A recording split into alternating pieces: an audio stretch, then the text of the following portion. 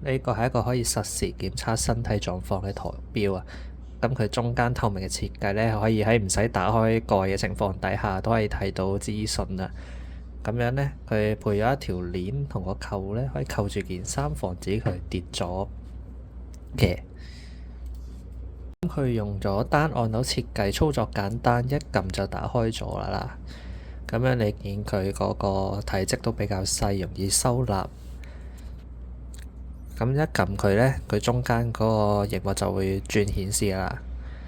咁依家顯示時間，撳一下呢，佢就會轉咗做溫度噶啦，咁體溫噶啦，係啊。咁再撳呢，下一個就係心跳率，再撳呢就係一個血壓啊。咁啦，呢個血壓係實時顯示嘅，再撳就會係循環咁樣4個數據咁樣顯示嘅。